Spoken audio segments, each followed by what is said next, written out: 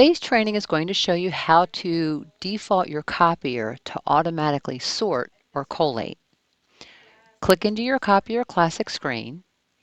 In the lower left corner, you'll see the sort icon. You'll want to highlight that. Once that's highlighted, select your Recall Program Change Program icon. In the top right corner will be a tab that says Program as Defaults. Over to the left, you'll select Program, confirm with Yes, and now your copier is defaulted to automatically collate. So there you have it.